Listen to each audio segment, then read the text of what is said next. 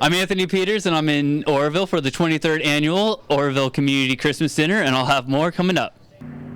A new scam is targeting North State renters, and I'll have what you can do to make sure you don't fall victim to it coming up. Welcome back. Let's dive right into today's NFL playoff games. Up first, the 15-1 Panthers play host to the Seahawks in town after last week's ice-cold win over the Vikings. To Flair Country, Charlotte, North Carolina, we go.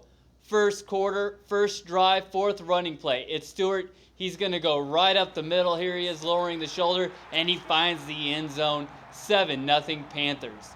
Following drive, Seahawks backed up. Wilson, he feels the pressure. He's going to roll over to his right, throws the ball behind Lynch, and there's Luke Kuechly. He picks it off, and he's taking it back for the pick six. Panthers are rolling. Second quarter now, Panthers up 24-0. It's Newton with a laser to Olsen in the back of the end zone. 31-0, and all of the Carolinas are lit, but the Seahawks would not go quietly into that good night. Second half now, Seahawks already have one touchdown, looking for more. Wilson airs it out to Lockett in the back of the end zone, and it's a 31-14 ball game. Moving into the fourth quarter, same score. Seahawks, they're looking to close the lead. Russell rolls right, goes left, goes right again, throws it off his back foot, and finds Olsen in the end zone. 31-21. Don't call it a comeback. Later in the fourth, after a Seattle field goal, looking for the onside kick. Here it is, and nah. Panthers, they recover the ball and pick up the win, 31-24. They'll play host to Arizona next Sunday. That'll do it for us. Stay tuned for Action News Now. It rolls on after the break. Every November 11th, America comes together to celebrate the sacrifices made by its veterans. However, now more than ever, homeless veterans are fighting themselves on the streets. One organization which has stepped up in the fight against veteran homelessness is Vectors.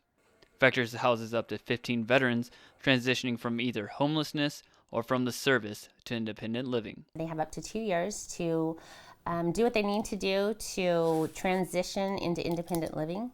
According to latest estimates, 50,000 veterans are homeless on any given night. These numbers include veterans of all ages. We have everybody from Afghanistan recently to Vietnam.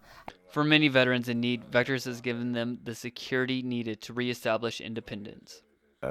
I went from having nothing but the clothes on my back to having a nice place to stay. And this place has helped me out.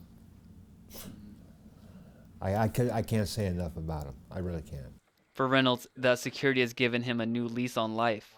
He was in the hospital when the director found him and offered him a room. It was neat. He pulled me right out of an abusive situation into a safe environment. On average, residents are able to quickly transition and find a place to live within a year.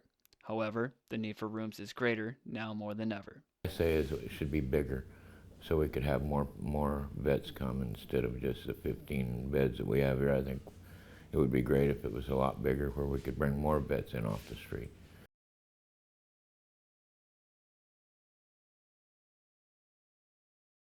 It's become a holiday tradition. People take their families out on cold, crisp December evening to go look at the lights hanging up around town.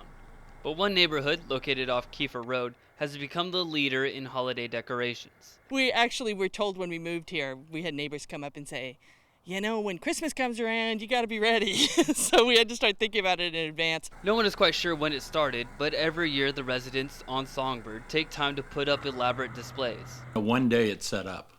I mean, we have everything on wheels, and stakes and stuff. Some houses put up your traditional lights, while other homes have decided to stick with themes. Actually, we moved here 4 years ago, and my mom had been talking about how we could decorate and what our theme could be, and so we decided on poinsettias. Our kind of themes have been based on the animals we've seen in our travels.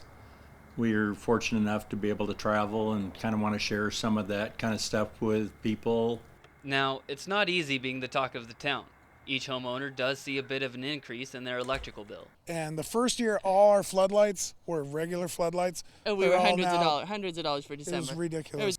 But despite the hard work and the high bills, each family continues to put on this show for the same reasons. I actually like standing out there and saying Merry Christmas to people as they're going by. Yeah, spreading Christmas cheer. Yeah. Yeah, definitely. and just the people just being so happy, and that's what gives incentive to keep going. We want to do it as a gift to give the community joy at Christmas time, and share that.